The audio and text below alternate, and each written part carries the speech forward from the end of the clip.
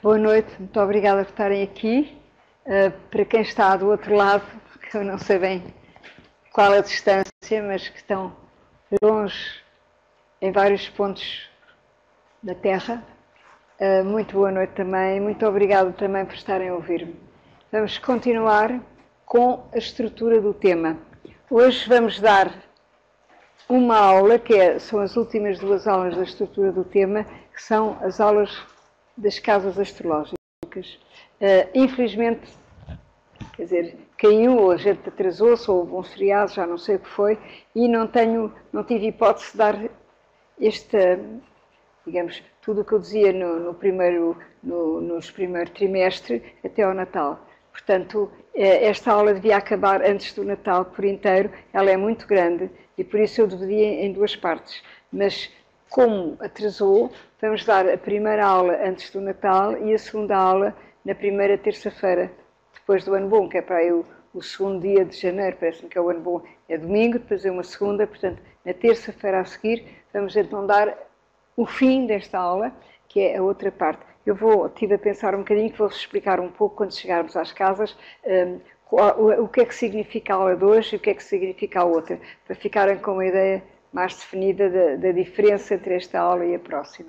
De qualquer maneira, vamos começar, e as casas são fundamentais no zodíaco. Eu podia fazer já um grande discurso, mas não vale a pena, porque eu tenho aqui textos que explicam muito bem, muito sinteticamente, portanto vou começar já por lê-los e, quando muito, dar alguma explicação se for necessária, mas talvez não seja.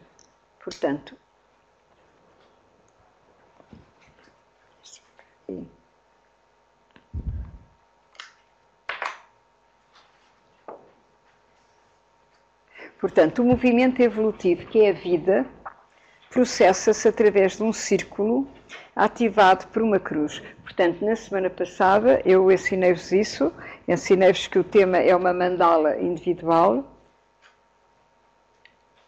e que a mandala é exatamente... isto não sei. Já está a falhar um bocadinho.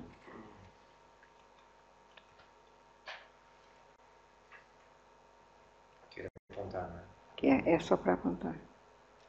Tem que ser na parte da frente. Da frente? Isto não está apontado. Isto não... Está as pilhas. Ai, Nossa Senhora, não tem pilhas. Tem muito pouco. Pilhas.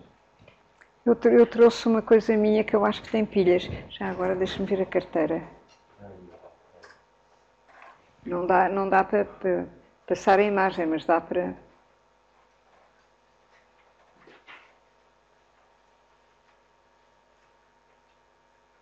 Dá para passar a imagem, mas não... Não, mas não dá para apontar.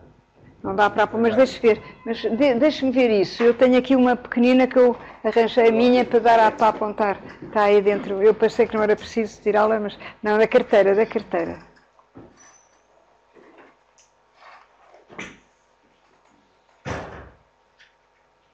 Nem sei onde é que eu arranjei isto. Está a ver? Está ótimo. Bom, então temos que começar. Deixa-me ver a outra também, senão eu não me entendo sem a outra. Que é a que passa as imagens. Não está descentrado. Muito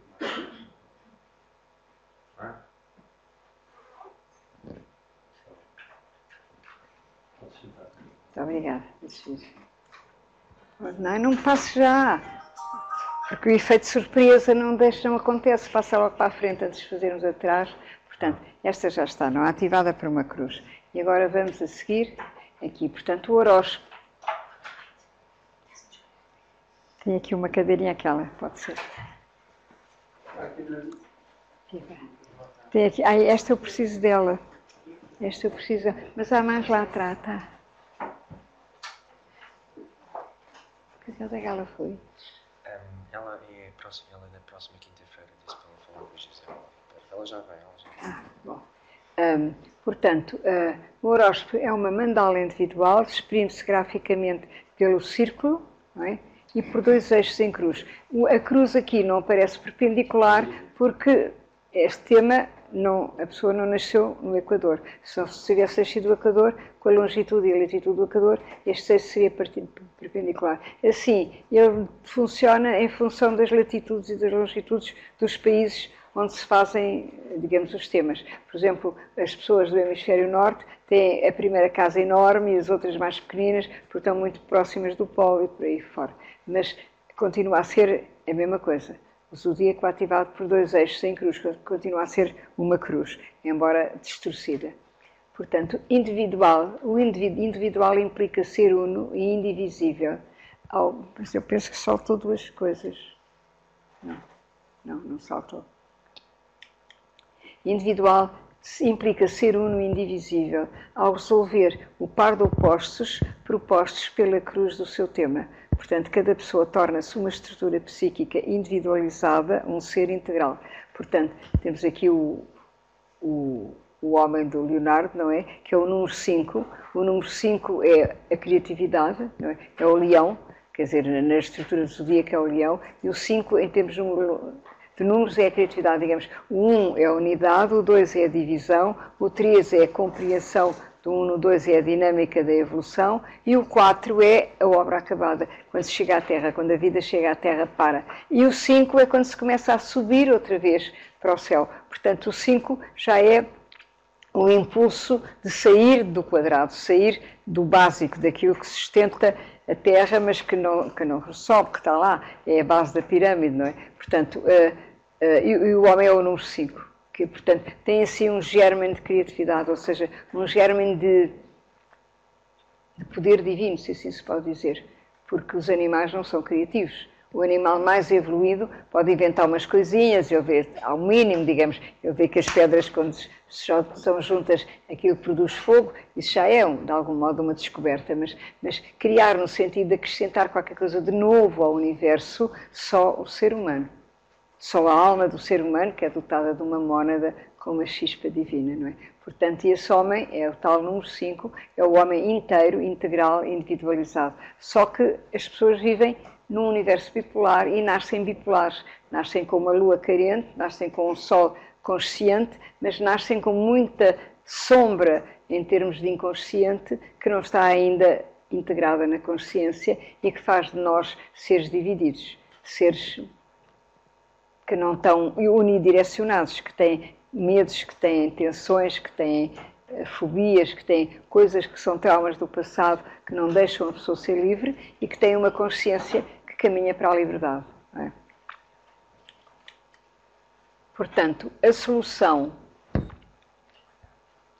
destes 2 pares de opostos corresponde à unificação psíquica a que Jung chamou processo de individuação. Portanto, eu acrescentei a imagem ontem, quando estava a trabalhar com o Luís, porque a imagem só tinha uma árvorezinha, eu achei muito pobre para o que está aqui afirmado. Portanto, fui buscar o homem outra vez para mostrarem que realmente nós podemos entrar num processo de individuação. E individuação quer dizer indiviso, quer dizer não dividido. Portanto, e para chegar à unidade, nós temos que viver a cruz, temos que nos crucificar na cruz da nossa encarnação, que neste caso são os eixos do meu tema, ascendente, descendente, fundo do céu, meio do céu, que temos que saber ultrapassar pela dinâmica das 4, digamos, dos 4 ângulos retos que eles fazem no tema. Não é?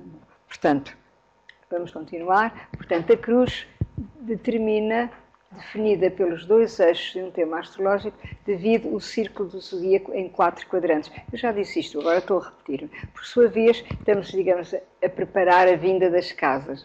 Por sua vez, cada quadrante divide-se em 3 áreas de experiência de vida, chamadas casas astrológicas. Então, agora chegamos às casas.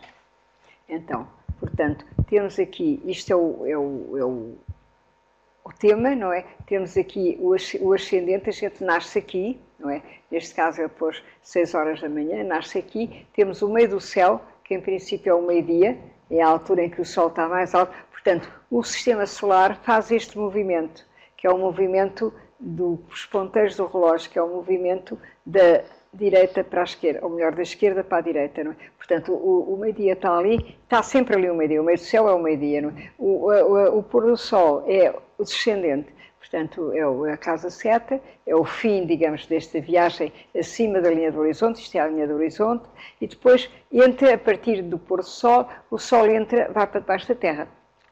E entra então aqui numa parte que não se vê, que é toda esta parte em que o Sol viaja debaixo da Terra, viaja na noite. E o que é interessante é que quando o Sol viaja na noite, e se nós tivermos planetas, eu, por exemplo, tenho a Lua e a Vênus na casa 4, eu passo aqui um bocadinho antes da meia-noite, às 11 horas, e é a hora em que eu estou mais disponível para conversar, para falar. Porquê? Porque tenho o Sol em cima da minha Lua e da minha Vênus. Quando eu tenho o Neptuno na casa 3, para quem tem planetas na 3, por exemplo, como o Sol anda assim, vai depois da meia-noite, por volta das 2, 3 da manhã, que a pessoa está ótima, não sabe porque é que está tão bem, não tem sono. Eu, por exemplo, a mim apetece-me tocar piano, não toco muito bem, mas gosto de tocar, e é sempre a hora que me apetece, é a hora de ir para a cama, já estou dançada, já estou cansada, e ainda vou tocar um bocadinho, porque dá-me aquela energia, e a música tem a ver com o Neptuno, não é? Durante o dia tenho ali o piano todo, não lhe mexo, não tenho tempo. E chega a hora de deitar e não está ninguém, também está tudo muito silencioso, é quando eu me apetece tocar. E é por isso, porque é quando o Sol passa ali. Percebe? Portanto, se tiverem planetas na casa 2, quando o Sol passar às 4 ou 5 da manhã, vocês se acordarem, sentem-se mais despertos. Por aí fora. Portanto, este é o caminho do Sol durante a noite.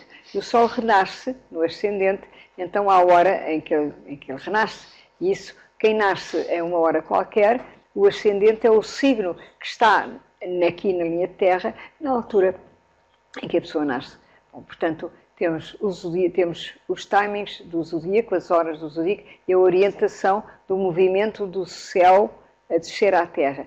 Nós, ao contrário, nós subimos, ao contrário, nós ascendemos, os planetas vão passando e nós evoluímos assim, nós vamos subir contra os ponteiros do relógio, e vamos subir da Terra para o céu. Ou seja, é a espiral da Terra que sobe, é o homem a ganhar a consciência de si que sobe, e é o céu a descer e a inspirar. Portanto, é uma dinâmica de dois eixos, dois polos, que se interagem para que as coisas sejam o que as coisas são. Então, temos aqui as casas, deixem só começar por beber uma pinha. Temos aqui as casas astrológicas, que estão muito definidas. Portanto, temos 3 casas por quadrante e temos 4 elementos, não é? Portanto, temos o fogo, a terra, primeiro fogo, primeiro a terra, primeiro ar, e depois do fundo do céu é que vem a primeira água. E depois temos outra vez segundo fogo, segundo a terra, segundo ar, e depois temos outra vez segunda água. Terceiro fogo, terceira terra. Esta é uma espiral, não é? Espiral. Terceira terra, terceiro ar, terceira água. Portanto, isto são as casas do zodíaco. As casas de fogo são... E agora, nós vamos hoje falar disto tudo que se passa debaixo de terra. Ora, o que se passa debaixo de terra é a relação do eu, da persona. Portanto, aqui eu começo a definir a minha personalidade. Quem eu sou nesta vida. Ou seja, a personalidade é o próprio da encarnação. Nós temos uma personalidade em cada encarnação e a personalidade significa, eu diria, não posso chamar qualidades, as referências de mim nesta encarnação, ou seja, onde é que eu nasci, quem são os meus pais, que idade é que eu tenho, não nasço, quer dizer, em que família fui nascer, em que país, em que tempo, sei lá, em que século. Portanto, tudo isso, sou portuguesa ou sou... Tudo isso que é a minha primeira identidade, a identidade da minha personalidade, vai-se definir no ascendente. Por isso é que o ascendente é muito importante, porque, e identifica-se essa casa com o carneiro, que é o início da viagem. É o início em que eu me projeto voluntariamente, porque carneiro é regido pelo desejo, projeto-me no mundo exterior, e o mundo exterior vai-me começar a dar a resposta, a imagem de quem eu sou. Eu começo a descobrir quem eu sou pela resposta que vem de fora. Portanto, nós vamos ter este primeiro quadrante. Portanto, todo este hemisfério, sou eu a procurar projetar-me para fora, para receber de fora a resposta de quem sou. Portanto, aqui ainda não entram os outros, ainda não entram relações a dois, entre eu, comigo mesmo, a tentar conhecer-me. E é essa toda, porque é abaixo da terra, é o lado subjetivo, é o lado até de uma projeção inconsciente, quer dizer, este primeiro quadrante é mais inconsciente, este quadrante procura a consciência, mas ainda sou eu a dialogar comigo. Vocês dizem, mas onde é que põem as pessoas? As pessoas põem-as fora de mim a responderem àquilo que eu projeto para fora. Portanto, eu é que ativo as experiências, projetando-me para fora.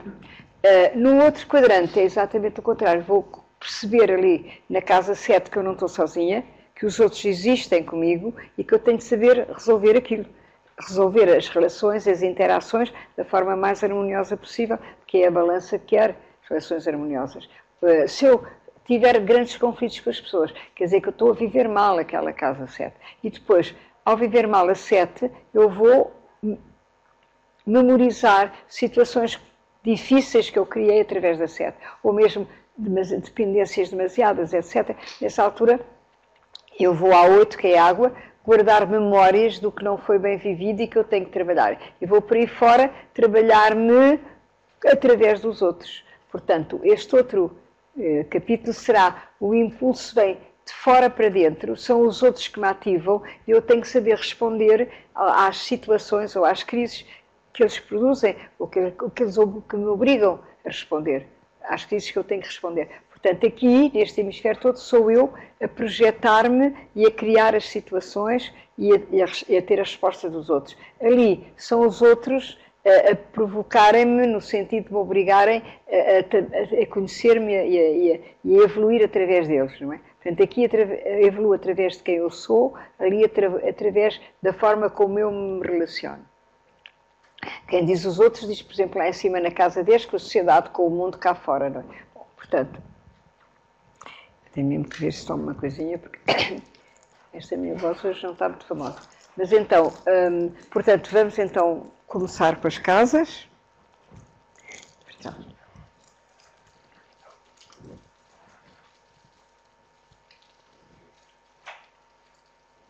num tema astrológico, e agora são estas sínteses que eu acho muito bonitas, muito simples, que eu pensei muito nelas, porque este trabalho das casas, perceber as casas, distinguir as casas dos signos, numa primeira etapa, quando não sabe nada, é bastante confuso. E eu andei ali às voltas, porque tive 7 anos sozinha, a estudar sozinha, sem ninguém me dizer nada, com aqueles livros todos em cima. E andei às voltas até encontrar estas sínteses, que como eu tenho o tal vírus didático, eu gosto muito que as pessoas percebam o que é que eu ensino, para explicar da maneira mais fácil de entender. Então, num tema astrológico, os signos representam um dos polos do movimento que é a vida. Definem a qualidade vibratória que trazemos ao nascer e que vamos projetar na ação. Portanto, os signos... É que eu tenho agora... Não, estava à procura do... Está aqui. Não, deixe estar. Isto.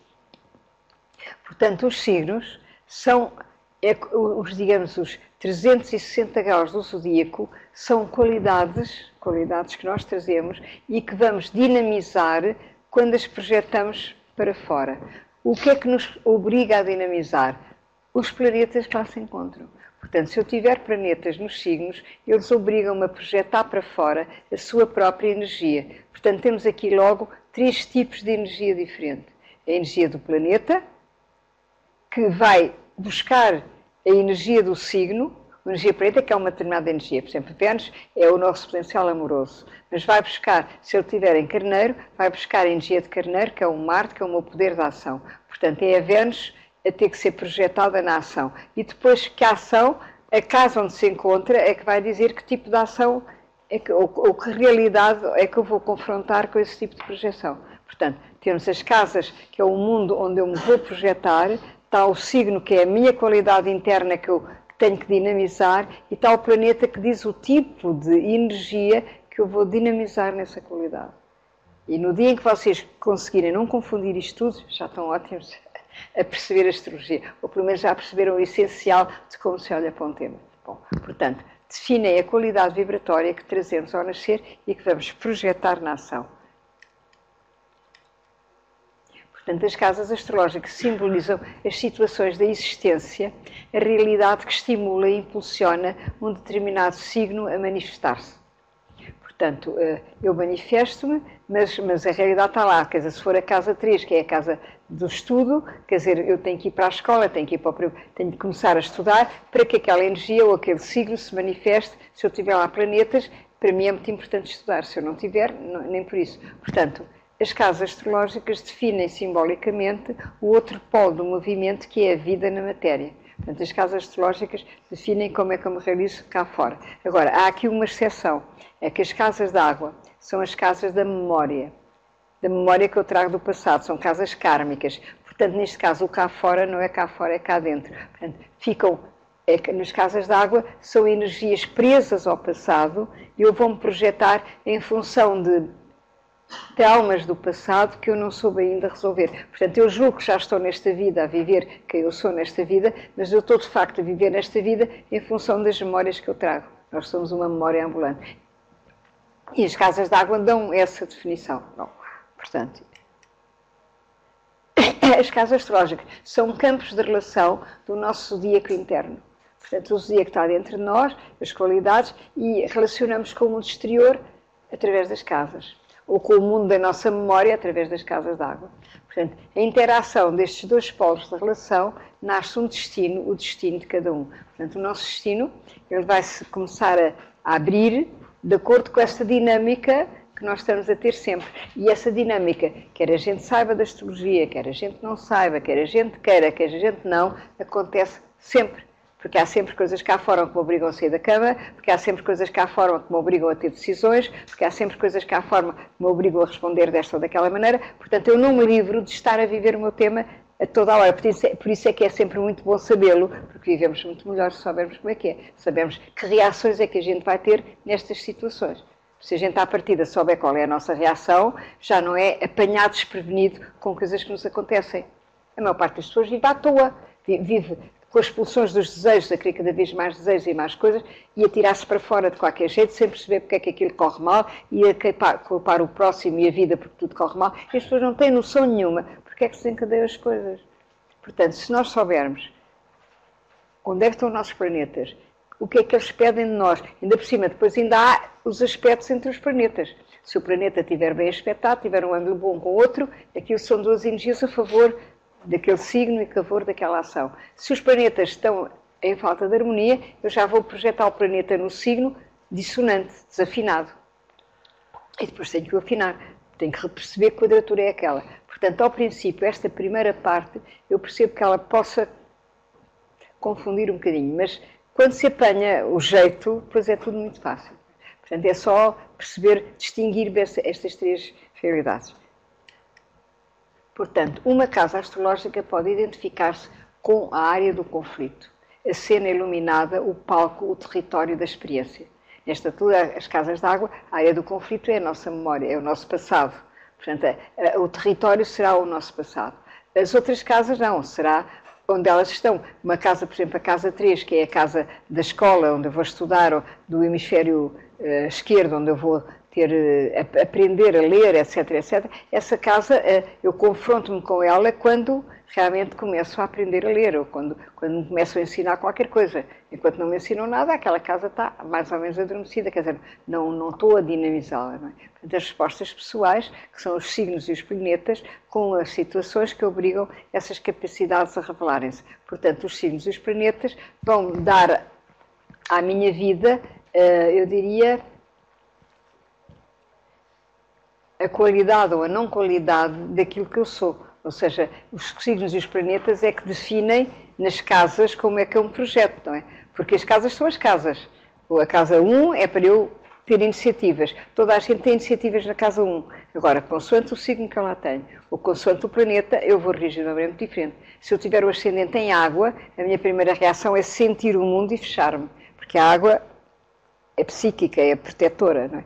Agora, se eu tiver o ascendente em fogo, a minha primeira reação é projetar-me na vida como um touro exemplar, é tirar para a frente. Portanto, a maneira como eu me projeto na vida, como eu vivo a minha personalidade, depende completamente da maneira como os signos estão definidos no zodíaco e como é que eu me projeto neles e se eu tenho lá planetas ou não para que eles sejam mais ou menos ativados.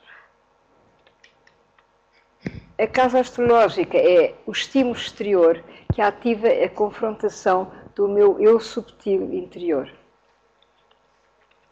o que permite objetivá-lo, dar-lhe forma, para que se cumpra a grande aventura da autoexpressão individual. Portanto, se eu não me sei exprimir bem nas casas, obviamente que eu fico inibida, fico bloqueada e não vivo aquela oportunidade da melhor maneira.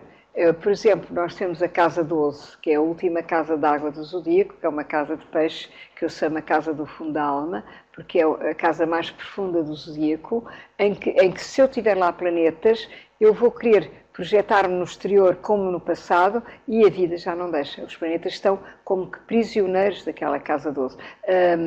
Os livros da astrologia, sobretudo os mais antigos, falam numa prisão, mas tudo aquilo é muito confuso. Eu primeiro percebesse a que prisão é que eles queriam referir, se calhar nem eles sabiam. Portanto, a prisão é apenas eu não poder encontrar a resposta que eu espero daqueles planetas se primeiro eu não me tiver encontrado com a minha alma. Ou seja, se eu primeiro não tiver feito a grande conversão à dimensão divina em mim. Portanto, é como se aqueles planetas já viveram todo o zodíaco e já aprenderam tudo o que têm que aprender fora da dimensão interior. O mundo cá fora já é o déjà vu, já não interessa.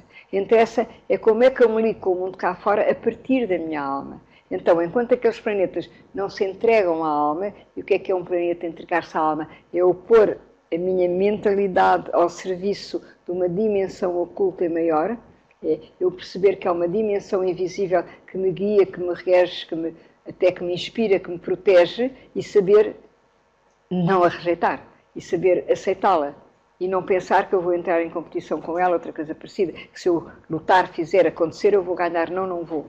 Porque essa dimensão oculta é incompatível com a violência, e com o sofrimento e com o desamor. Portanto, se essa dimensão oculta é o caminho para uma via de unidade, e a unidade só pode ser por uma via amorosa, então eu tenho que me entregar essa dimensão amorosa para poder ser eu próprio, totalmente eu próprio, e sentir-me realizado.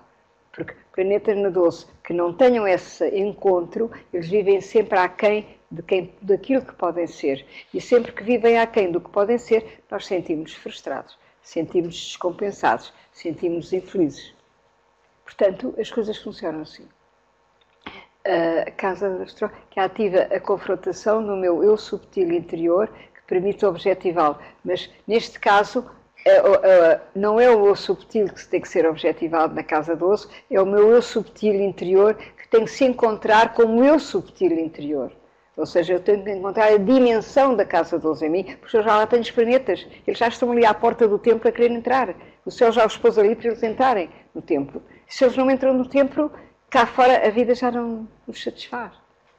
Isto é mesmo assim. Portanto, quando eles dizem nos livros, é uma casa de prisão, é prisão, mas é esta prisão. É a prisão do ego prisioneiro da sua personalidade, não é mais prisão nenhuma. E essa personalidade tem a pessoa presa enquanto ela realmente não se rende ao divino em si. Portanto, para que se cumpra a grande aventura da autoexpressão individual. Qualquer acontecimento vivido, portanto, isto é importante perceber, é sempre... Sim? O quê? Mas então, enquanto não chega à experiência à casa 12, não conseguirá... Não é quando não chega à experiência. A experiência, qualquer experiência, esbarra na casa. Se eu tiver o Sol em 12, todas as experiências esbarram na 12. Porque eu já tenho o Sol na 12. Só quando eu o tiro da 12 é que eu encontro a identidade. Mas quer dizer, o meu karma é andar metade da minha vida sem saber quem sou, porque tenho o Sol a dizer-me só que podes ser tu própria quando te converteres. E então eu tenho aquela insatisfação que não me deixa ser o próprio. Mas é desde que eu respiro, desde que a minha mãezinha me dá um beijo, eu fico, isto não é o suficiente, percebe? Porque a casa 12 quer o absoluto, quer o máximo. Portanto, qualquer acontecimento vivido é sempre o resultado da relação signo-casa a que esse acontecimento pertence. Portanto, não se podem viver coisas fora de uma casa. Há uma 13ª casa, não há 13ª casa. Há as casas do zodíaco e nelas é que nós temos que viver tudo o que nos acontece. Por isso é que este livro que eu escrevi do Saturno, e que eu aconselho muito que vocês arranjem, percebe? É o Saturno nos signos todos, e chama-se Saturno Experiência de todas as vidas, porque eu vou analisar Saturno em todos os signos, portanto não há mais experiência do que aquela que o Saturno mostra ali. Né? Fazer assim com o oposto. Hã? Fazer assim com o oposto. Bom, mas isso é mais uma conversa de Saturno para quem quiser comprar o livro. Não vou tentar a falar de Saturno. Mas o que eu tentei fazer foi pôr exatamente tudo o que o Saturno vai buscar e perceber e conseguir em cada casa do zodíaco, que neste caso, ele está a querer que eu diga, já agora digo, era só para não demorar tanto tempo, eu cheguei a uma conclusão que normalmente não se ensina quando se ensina o Saturno traz os medos do passado.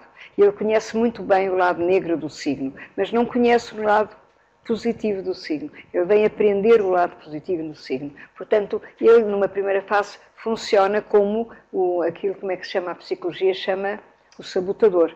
Ele não nos deixa viver as coisas, ele diz-nos, eu costumo dizer que ele transforma medos em virtudes, eu julgo que estou a ser muito virtuosa porque não faço isso, eu estou a ter medo, por aí fora. E então, ele inibe-nos, ele trava a evolução.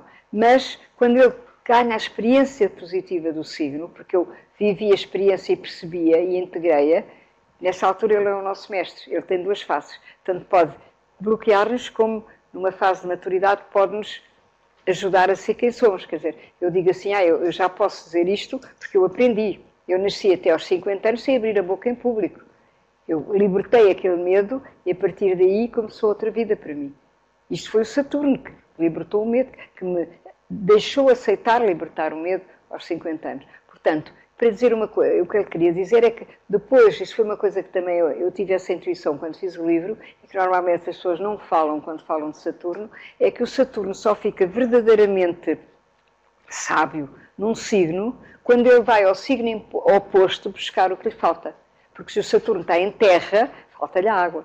Está do outro lado. O Saturno em Câncer precisa do Capricórnio. Então, este livro, por isso é que eu digo que este livro ensina muito o zodíaco, e vocês tentem arranjá-lo lá na Eu Edito, lá naquela livrariazinha, digamos, no site. Então, o Saturno vai buscar o elemento que o signo onde está não tem. Quer dizer, Saturno em Peixes é um Saturno que tem que aprender as águas, tem que aprender a distinguir as águas. Mas ele tem que ir à Virgem, buscar a energia da Terra e da realização na Terra. Porque se eu tiver aprendido a distinguir as águas, foi uma pessoa ultra subjetiva, mas não passar para a realidade a minha experiência subjetiva, o Saturno não está inteiro. Nós não podemos viver a vida apenas numa dimensão subjetiva. Temos que encarnar, temos que trazer para a Terra o que estamos a viver. E, portanto, a Terra é fundamental para um signo de água, como o signo da água é fundamental para um signo da Terra, porque a Terra sem água fica estéril, fica seca, não produz nada, não é fecundada, etc. Portanto, isto que eu digo para o eixo Terra, água, digo para o eixo ar, fogo, digo para os eixos todos do zodíaco. Portanto, o Saturno vai ensinar como viver o zodíaco no signo e em cada um dos eixos, porque só os dois juntos é que fazem unidade. Ou seja, a astrologia é a linguagem das polaridades. Ser um bom astrólogo é saber unir os opostos, é saber integrar as polaridades. Portanto, qualquer acontecimento vivido é sempre resultado da relação signo-casa a que esse acontecimento pertence. A relação entre o meu eu interior e o mundo exterior nasce sempre da tensão entre quem eu sou, o signo, e algo que eu não sou, que não sou eu, que é a casa cá fora. Cá fora, lá está, vamos parar às casas de água, é algo que eu era no passado, que eu já não tenho que ser eu hoje, não é? Portanto, tenho aqui um exemplo de um tema astrológico. Eu pus aqui, este é o tema da América, eu fui buscar o tema, assim, um tema mais geral, para verem o que são as casas. Portanto, temos a casa 1, portanto, a América é Câncer, os Estados Unidos são Câncer, com o Sol em Câncer, com o Júpiter em Câncer, com a Vênus em Câncer, é Câncer da água por todos os lados, mas é um Câncer que não integra o signo oposto. O oposto é Capricórnio. Porquê? Porque o Saturno é que rege o Capricórnio e o Sol dos Estados Unidos está em quadratura a Saturno em Balança. O que significa que a carência desse estado é a partilha das corretas relações humanas. Nunca aquela gente partilhou corretamente as relações, eles aparentemente têm lá o Júpiter, eles querem reinar, querem governar, querem ajudar, mas na realidade vão explorar as pessoas que ajudam. Porquê? Porque não têm aquele Saturno verdadeiramente harmonioso e porque não têm a consciência de que eles colaboram para uma sociedade que é planetária. Portanto, colaboram para o mundo, com o mundo dos outros também. Portanto, e então tem o Mercúrio oposto a Plutão, portanto, é um Mercúrio extremamente poderoso e prepotente, haja em conta este último presidente, não é? E são energias que, no fundo, são muito domésticas, no sentido que a América não conhece os outros países, vêm ver os outros países, vêm ver os monumentos, mas nos interessa conhecer pessoas ou dialogar com estrangeiros e vivem fechados nos seus núcleos familiares, onde, portanto, vivem muito em família, mas sem ter a consciência que a responsabilidade social pertence a cada um e têm muita dificuldade em sair fora daquele âmbito canceriano da família, do estudo. Eles preocupam-se muito com o estudo, dos desportos, preocupam-se muito com os desportos, mas, na realidade, comunicarem no plano mental dimensões superiores em família, duvido que façam, a não ser, claro, há sempre americanos muito interessantes e muito evoluídos, como em todo lado, mas as massas, tirando-lhes os desportos, que é um excesso, que é tudo desporto, tudo faz, tudo acontece, tirando-lhes os desportos e o estudo, em que são realmente rigorosos, porque acham que só o estudo é que valoriza a pessoa e só isso é que pode vir a dar dinheiro. Fora disso, eu penso que a vida deles é muito, ao nível da comunicação, é muito reduzida.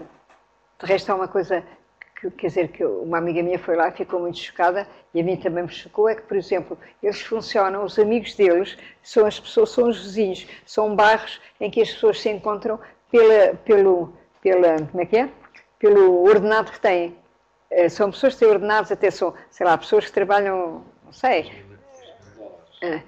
trabalham são funcionários públicos inferiores ou básicos. Então vivem em certo tipo de casas, em certos bairros e têm aqueles amigos. Mas se um sobe, por exemplo, deixa de ser inferior para ser diretor não sei o quê, muda de bairro, muda de amigos. Porque nos outros amigos já são os amigos com mais dinheiro. Eu acho isto uma coisa inacreditável, mas, do ponto de vista da balança. Mas é assim. Eles respeitam-se e comunicam-se de acordo com o status económico que pertence à vida que eles levam. Claro que haverá exceções sempre, mas isso tem a ver com aquele Saturno em balança, em quadratura ao Sol canceriano.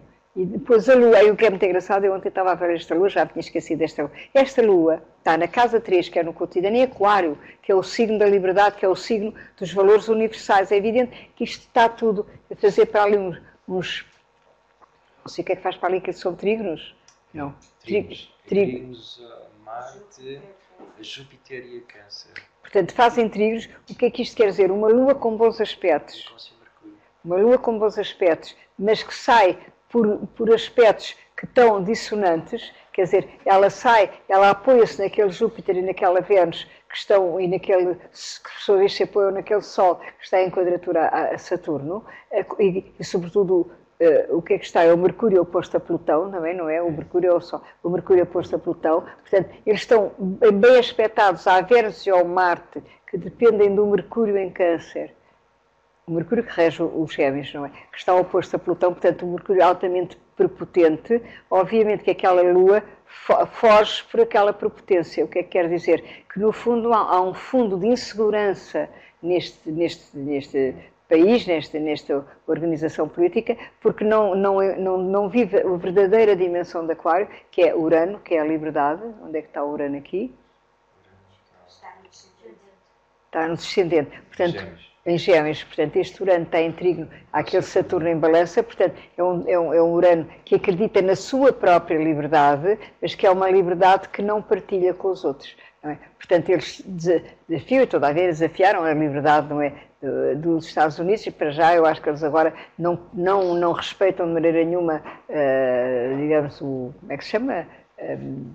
O consenso da liberdade, os direitos do homem, não é? Portanto, mas a Declaração dos Direitos, que é uma coisa maravilhosa, até dizem que há um guia espiritual, o mestre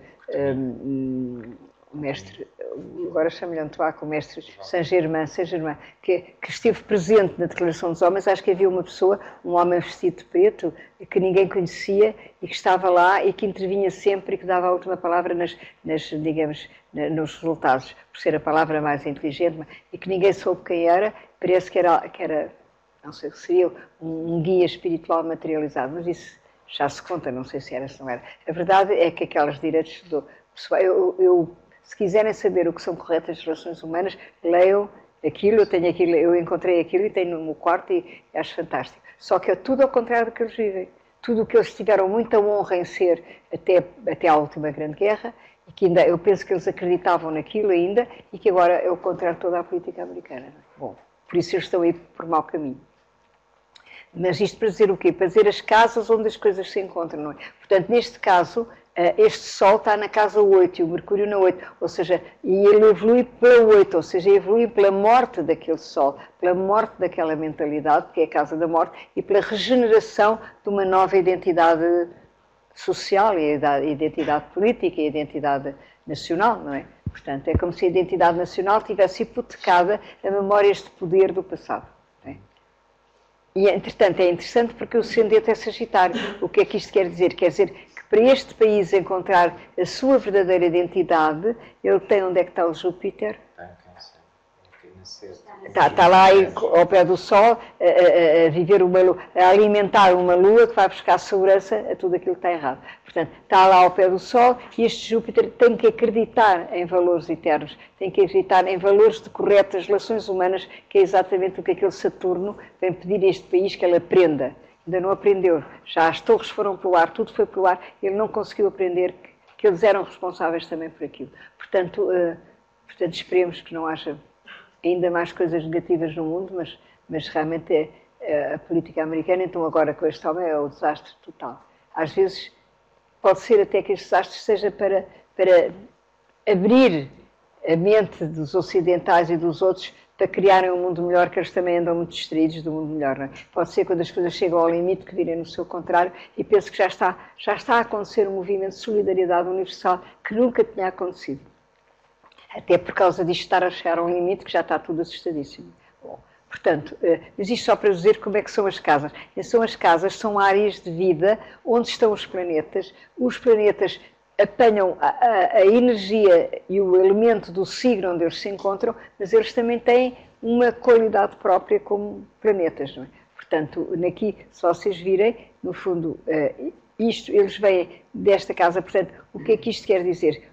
Este quadrante, que é o quadrante onde a pessoa vai buscar, olha, estou a dizer isto pela primeira vez, estou a descobrir agora, isto é muito engraçado. O quadrante, que é o quadrante onde eu vou descobrir a minha personalidade, é o quadrante onde eles têm que sair. Ou seja, é um país que não tem nada de novo para descobrir, ele tem apenas é que se libertar do passado onde veio. E esta. Ele, quando deixar de ser quem ele julga que é, mas quem ele foi, é que ele evolui. Ou seja, não é confrontando-se com a sua novidade, com o que ele é de novo, é deixando aquilo que ele quer ser, mas que ele já não devia ser nesta vida. Está ali o eixo a explicar para onde ele evolui. Que é, no fundo, completamente falsas noções de liberdade, que ainda por cima se aguentam num Saturno, que aguenta essa ilusão, não é? Onde é que está o Neptuno? Tá, E Neptuno... pois, não, olha, está outra vez... O Mercúrio oposto a Plutão está bem ligado ao Neptuno e o Neptuno bem ligado ao Plutão. Quer dizer, o mito é um mito de poder. Eles acreditam no poder deles e acreditam, se calhar, até que estão a ajudar muito os outros quando lhes estão a tirar o petróleo e outras coisas. É possível, porque aquilo está bem ligado, mas é um mito completamente errado e completamente ligado ao Mercúrio. Quer dizer, a mentalidade deles é totalmente mercuriana, não tem uma dimensão intuitiva. Este Urano deixa muito a desejar, não é? Muito a desejar. Mas o Urano é uma alta frequência e a alta frequência só se adquire com um processo interior de evolução, que a maior parte não tem, não? Haverá alguns que têm, e aqueles mais exigentes que têm matam-nos também, costuma ser assim. Bom, mas então, eu não ia dar a aula aqui, mas eu disse isto para vocês perceberem o que são casas e como é que elas funcionam. Portanto, isto é a casa do poder material. É aqui o Capricórnio, condicionado e prisioneiro da casa do valor próprio. O valor próprio, com o Plutão lá, é o valor material, não é o poder material. Bom, portanto, vamos deixar isto. Qualquer acontecimento é sempre o resultado do impacto da subjetividade individual com a objetividade que se lhe opõe. Deste diálogo surge a resposta que cada um dá à vida, a descoberta de si próprio. Resposta que a cada momento revela a progressiva evolução da personalidade. Já está? Espera, aqui vão dois. Sim, sei. Continua. Não, deixa-me cá.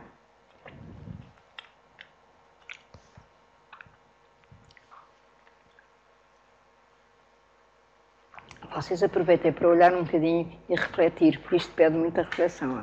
Não é só olhar e toca andar. Mas também não se preocupem, porque vão ouvir isto tantas vezes, que acabam, ao mesmo querer saber o vosso tema, para perceber no vosso tema onde é que isto funciona.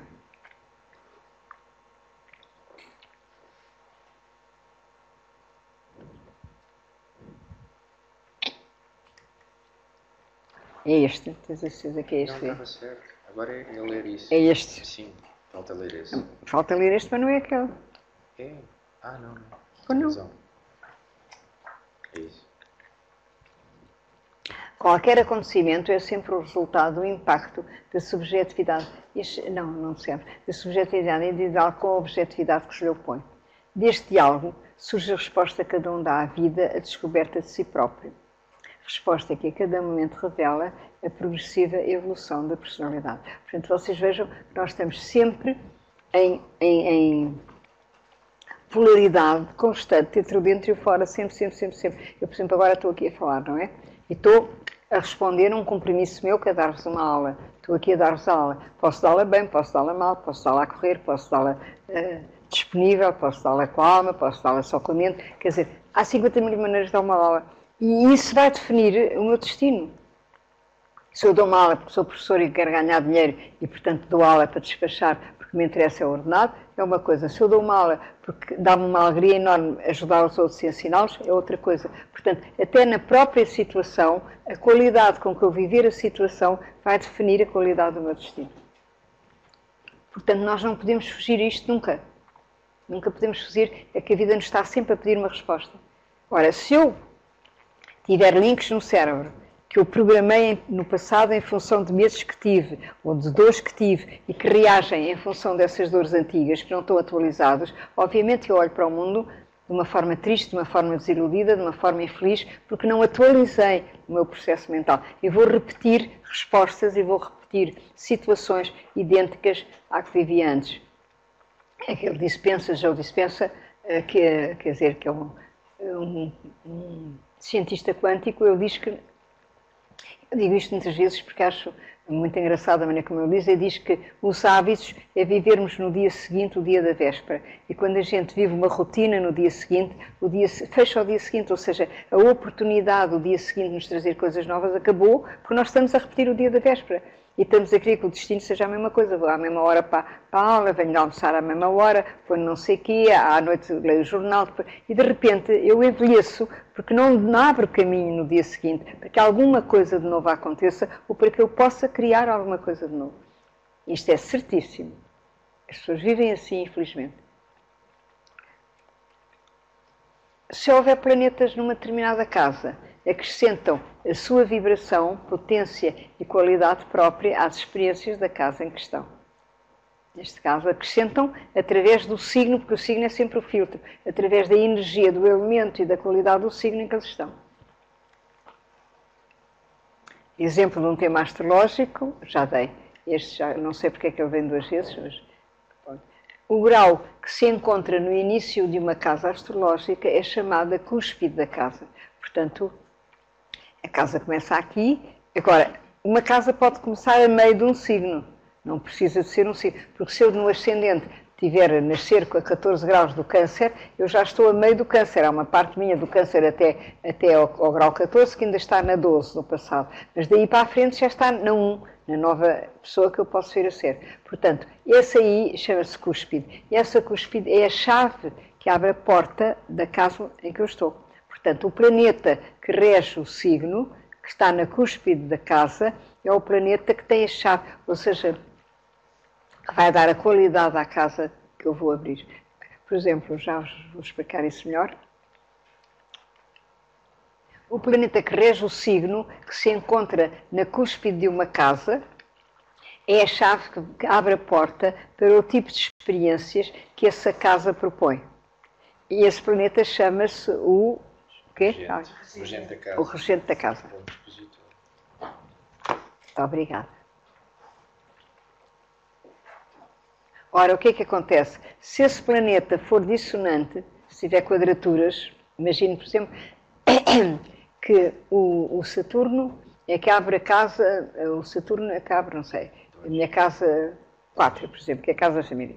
Abre a casa 4, mas eu tenho Saturno quadratura a Vênus, ou seja, eu tenho medo de amar. É evidente que a minha relação com a família vai ser muito complicada, porque é uma relação que traduz o meu medo de amar, traduz uma memória, se calhar, daquela família, ou abandonaram, ou aconteceu qualquer coisa, ou eu trago já uma incapacidade de abrir o coração totalmente para eles, porque eu tenho o Saturno que rege a casa 4, quadratura a Vênus. Portanto, o aspecto que o planeta da casa tem, por outro lado, se eu tiver Júpiter na cúspide da casa, é um Júpiter cheio de trígonos, e se for o meu fundo do céu, a minha família vai ser uma maravilha. Eu vou nascer na família mais querida, mais amorosa, mais simpática. Percebem? Portanto, tudo isso é explicado desta maneira. Agora, vejam aqui, isto foi um trabalhinho meu que eu fiz, porque isto leva tempo, e então resolvi pôr as casas todas com o que se passa, e ao mesmo tempo, cada casa tem 3 níveis de, se quiser, de evolução. Tem um nível mais básico, que é a relação com o mundo material, tem um nível do meio, que é a minha relação com aquilo que eu sou, com a minha persona, o meu processo evolutivo, e tem um nível mais alto, que é a minha evolução, a minha dimensão espiritual. Portanto, ela divide-se em 3 níveis, tal qual como todas as evoluções. Portanto, eu resolvi pôr assim para perceber melhor as casas, verem os níveis por aqui fora. Se vocês quiserem, se tiverem a onda do Urano que deviam ter, eu tenho lá eu fiz a questão de ter lá um capítulo das casas com os 3 níveis evolutivos. Portanto, está lá tudo explicadinho. Não sei onde é que encontram assim noutro sítio, mas pelo menos eu expliquei já assim.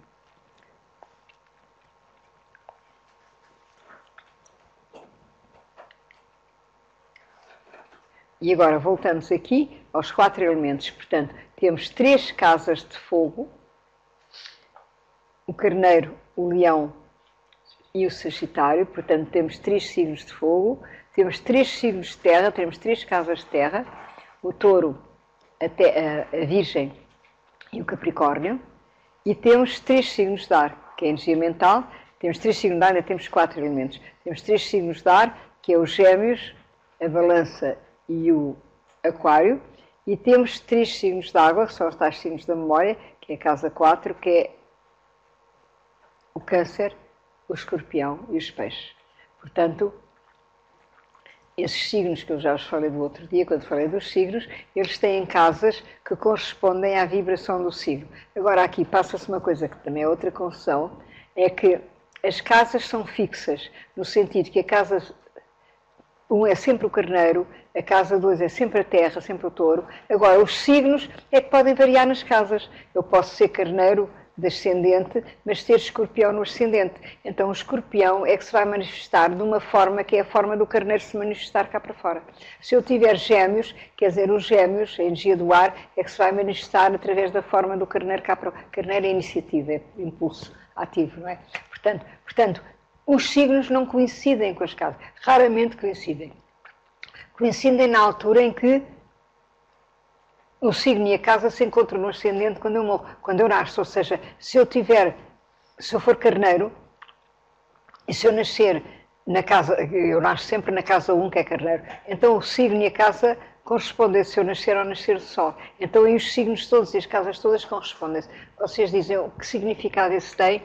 Tem o significado, talvez, que haja uma maior unidade entre o que eu exprimo, a casa, como eu exprimo e para onde vai. Quer dizer, porque eu vivo o fogo, porque sou Carneiro, já sou Carneiro de natureza, e vou exprimir numa casa que é Carneiro. Portanto, eu sou duplamente Carneiro, ou sou duplamente Touro. Mas isso é só quando eu nasço, à hora do nascer do Sol.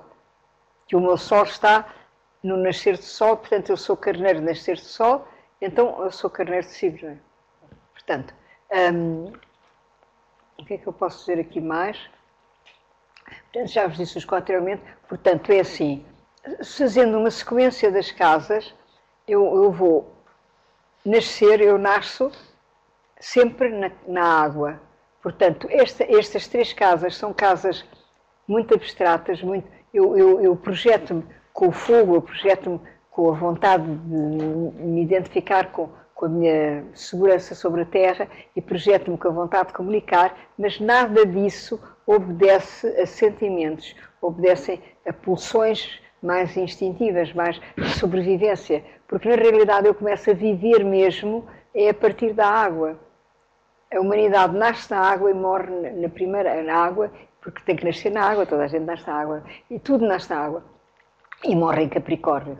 Agora vocês dizem, então que 3 signos são estes? São os trigos do início, em princípio, é o primeiro fogo, é o Big Bang, é a terra arrefecida, a primeira terra, e é o primeiro ar da comunicação. Portanto, são os elementos naquilo que têm de mais puro. Então, mas como é que eles são vividos por nós? São vividos por nós à nossa maneira, mas nós temos já água, já nascemos, temos água no nosso sistema, portanto, são vividos por nós na medida em que nós, de facto, ao projetar-nos, não há sentimentos conscientes que se projetam, mas cargas inconscientes que se projetam. Não é? E cargas, por exemplo, aqui é o desejo de segurança, não é? Aqui é o desejo de eu saber quem sou, é o impulso ativo que eu me exprimo, não é porque eu sinto necessidade de me exprimir, como o Marte sente necessidade de passar cá para fora. Portanto, e o ar é assim, porque eu tenho necessidade também de comunicar, mas não é porque eu tenha sentimentos que me dizem eu tenho carência de comunicação. Aqui já vou ao fogo, já vou, digamos, se eu tiver o câncer na casa 5, eu já vou comunicar porque sinto o câncer na casa 4, já vou exprimir água na 5, porque eu sinto que tenho carência de comunicação. Porque já estou a sentir o que é a falta de comunicação. Aqui eu sinto uma insatisfação que me atira para fora. E porquê é que a casa 3, eu costumo dizer que é a casa das fofoquices e do mal dizer, e porque é uma casa em que as pessoas falam sem sentir o que dizem. As pessoas só sentem na 4, só começam a sentir na 4. Portanto, planetas da 3 não sentem, a menos que a gente já tenha casas de água na casa 3. Se eu tiver câncer na casa 3, aí já é sinal de evolução maior. Já é uma pessoa que já não está apenas no plano do ar, mas que já consegue filtrar sentimentos através do ar. Portanto, câncer na 3, ou escorpião na 3, ou peixe na 3, ou algum planeta mais evoluído que nos faz também já ter consciência dos sentimentos. Por exemplo, o Neptuno na 3 é uma energia muito difícil de integrar, porque é a totalidade das águas na totalidade do ar, no ar sem água. Portanto, trazer a totalidade da água, ou seja, sentir as águas, a contradição dos sentimentos, numa área em que as pessoas não sentem e não percebem o que é sentir, dá muita solidão, não é? Mas também, ao mesmo tempo, é um nível mais alto de evolução, não é? Por isso. Bom, portanto, agora, o que é que eu queria dizer aqui? Portanto, as pessoas nascem na água, mas aqui, portanto, planetas aqui são pessoas que estão, é o contrário da América, que como vem daqui para ali, não começa nada de novo. Mas é pessoas que estão a projetar-se na vida pela primeira vez, aqueles planetas. Para quê? Para saberem quem são nesta encarnação. Para terem uma noção de quem são. Portanto, a primeira identidade é dada por este quadrante. Depois aqui temos as fundações da nossa existência, temos digamos, portanto, aqui nós temos pulsões de começar coisas, mas normalmente as pessoas na casa 1 começam e não acabam, não é? Começar coisas. Aqui temos uma necessidade de estabilizar coisas, de criar coisas que perdurem, é o touro, a necessidade de segurança material, e aqui temos necessidade de comunicar coisas. Portanto, agir, fazer, realizar, comunicar. E aqui sentimos, é onde a gente começa a sentir.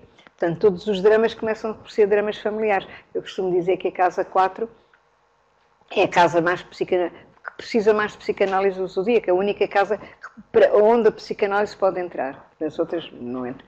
Mas aqui pode entrar no sentido de ajudar a pessoa a perceber memórias da sua infância.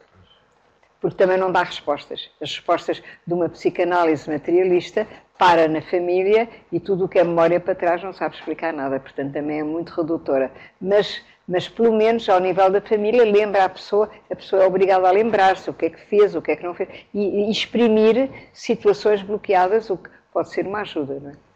Portanto... As outras casas de água podem acrescentar a informação à casa 4, não é? Sim, exatamente. Portanto, eu na casa 4 sinto, na casa 5 materializo ou dou forma àquilo que sinto, a casa 5 é a casa da criatividade. Portanto, e o Rudyard tem uma definição de criatividade que eu acho lindíssima, que é a criatividade, como é que é?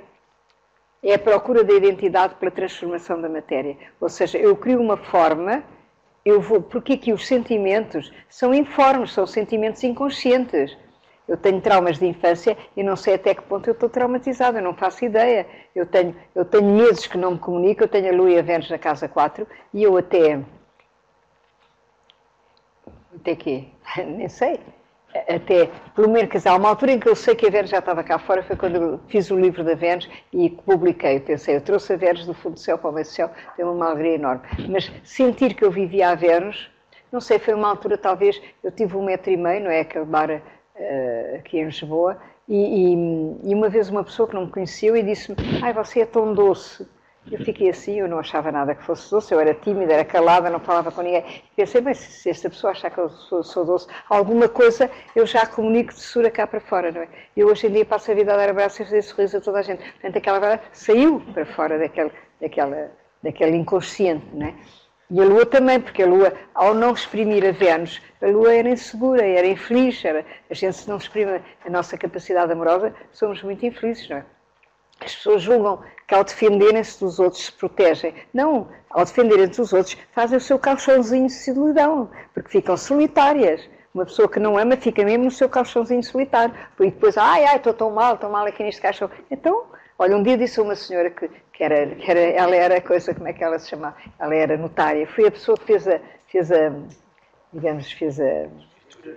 gestão, quer dizer, abriu o Kiran, quando o Kiran abriu pela primeira vez, era uma senhora que era notária. E era uma senhora muito amarga e muito infeliz.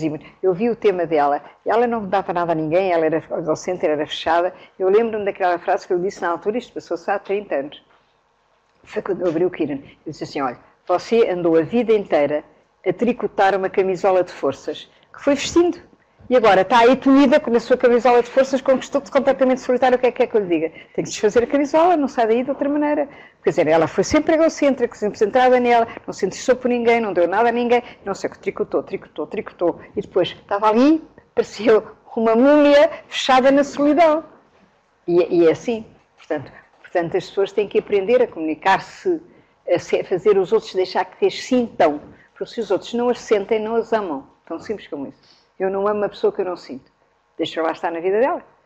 Agora, se eu sinto que ela tem uma dor, que ela tem um sofrimento, aí se eu for sensível aos outros, porque há pessoas que também não sentem nada, o outro pode estar na maior das angústias e o outro não dá por isso. Agora, se a pessoa estiver minimamente ligada à sua alma, ela sente a dor do outro, porque as almas sentem-se. Então sente a dor do outro e passa a estar atenta e passa a amá-la e passa a preocupar-se e passa a sentir a dor do outro. E a gente aprende a sentir a dor do outro. O amor ensina-se. E de que maneira? Bom, portanto, vamos então, como é que eu estava a dizer? Portanto, aqui eu projeto-me para me encontrar como persona, a minha primeira identidade. Se eu tiver a Lua na casa 1, por exemplo, eu sou super insegura, não me afirmo numa primeira fase. Não sei quem sou, normalmente, por exemplo, se for num tema masculino, há homens muito ligados à mãe, muito dependentes da mãe, porque aquela Lua não os deixa afirmar-se completamente cá para fora. Isto é uma imagem.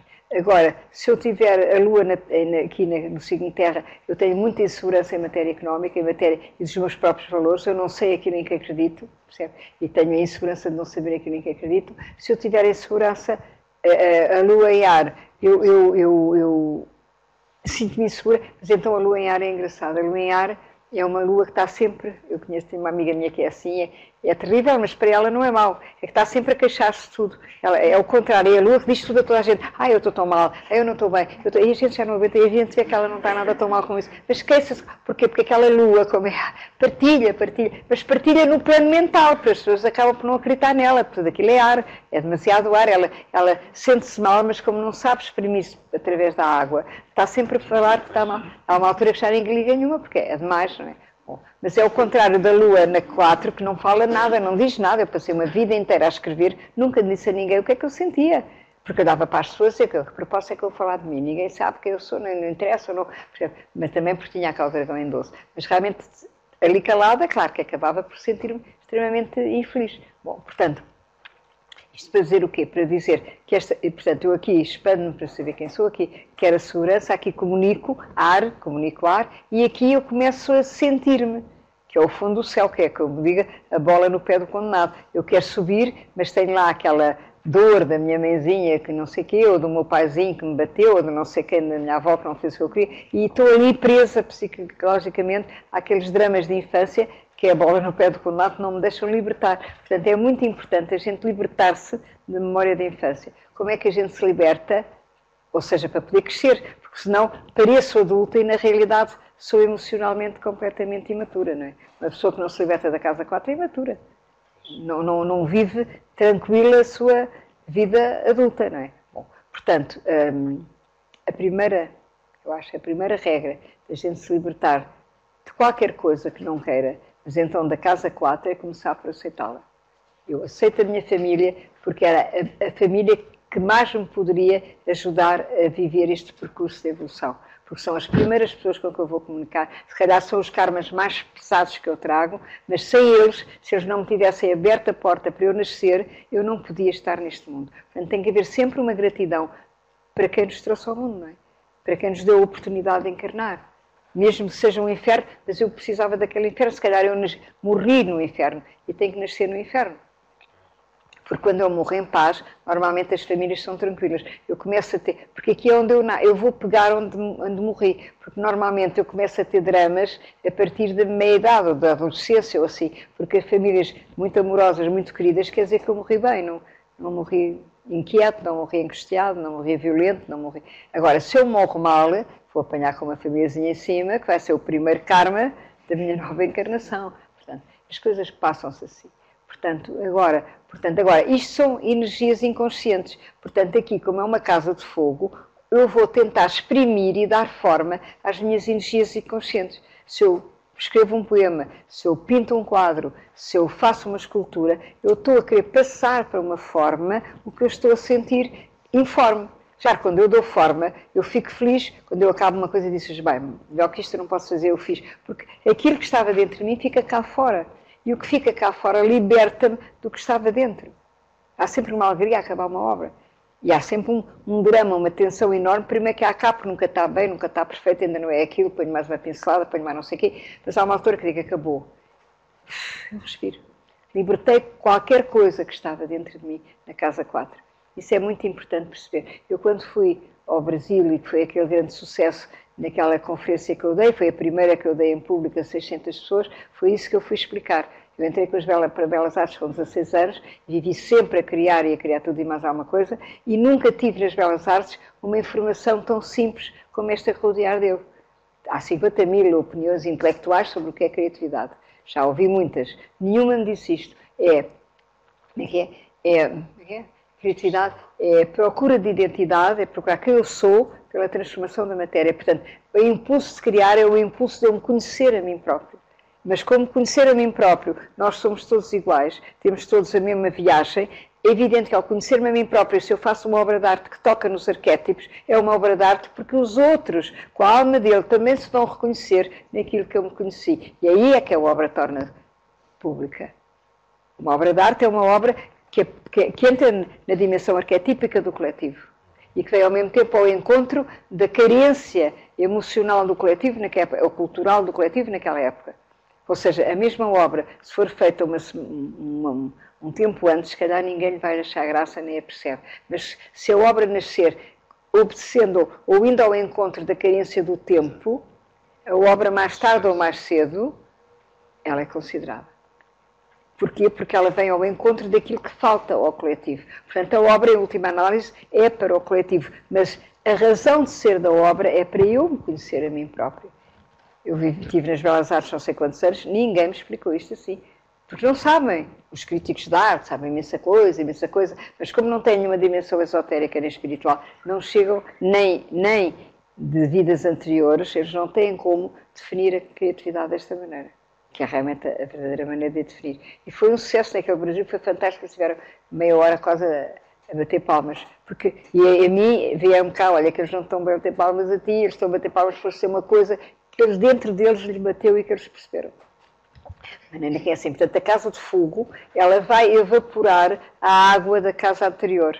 Ou seja, o ascendente vai evaporar a água da memória da casa 12, quando a casa 12 se pacifica, eu começo a fazer coisas novas que vou evaporar aquelas águas. A casa 5 vai evaporar a água da 4, que é a infância, e a casa 9, onde vocês estão, está a evaporar a água das vossas memórias mais negativas da casa 8, se estiverem. Porque está a dizer, não fiquem nessa memória, passem para as leis do universo que vão devolver-lhes a verdade. Portanto, é sempre assim. E isto não vem em livro nenhum. Porque isto fui eu que percebi, por ser criativa, e porque percebi que a criatividade é isso. A criatividade vai libertar a água da casa anterior, o medo da casa anterior. Bom, e depois de nós sabermos quem somos, porque a casa de fogo, a casa 5, é a primeira expressão da minha criatividade, aquilo que eu sou de único. Aqui é o que eu sou como pessoa que nasci, onde nasci, é o meu corpo físico, é o meu tamanho. Agora, aqui é quem eu sou, no sentido, que tipo de criatividade é que eu posso fazer. E a criatividade é sempre individualizada, ou seja, ninguém cria uma coisa que o outro cria, ninguém pode pintar uma coisa que o outro pintou, ninguém pode... Porquê? Porque a criatividade... esta criatividade vem da memória que só eu tive, da minha infância, da maneira como eu vivi a minha infância, do que eu senti na minha infância. Portanto, só eu é que posso exprimir aquilo que está dentro de mim, e o que eu trago e o que eu não trago. E se eu tiver um irmão, e se ele tiver a mesma infância, mas como tem outro tema, traz para a vida outras coisas, a criatividade dele vai ser diferente, já não vai ser a minha. Porque um filho olha para o pai e para a mãe de uma maneira e o outro filho pode olhar ao contrário. Portanto, não tem a mesma infância. Há uma lado em que a infância é a mesma, mas como é que eu sinto a infância, se forem 10 irmãos, todos vão sentir de maneira diferente. Porque todos eles têm um tema diferente. Todos eles estão naquela família por razões diferentes. Tudo isto é muito, muito fascinante, não é? Eu acho, pelo menos sempre achei.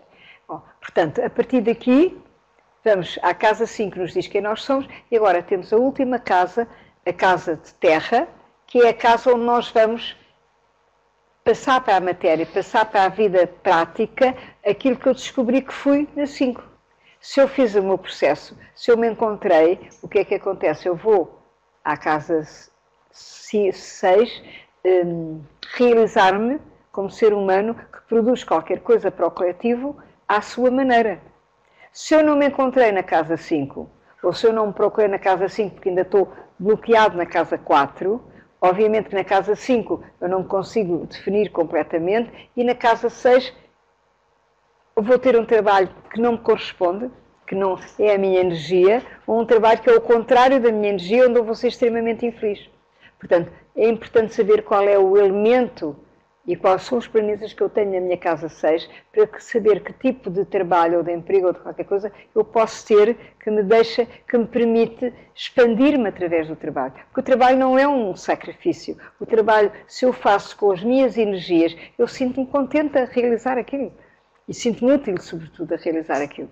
Se eu fizer um trabalho que não encaixa na minha energia, imaginem, por exemplo, uma pessoa que tem gêmeos na casa 3, na casa 6, e que adora comunicar e falar e passar informação de um lado para o outro. E vai para um trabalho onde a põe no gabinete sozinha, 24 horas, a olhar para a parede e com uma máquina na frente. Ela vai adoecer.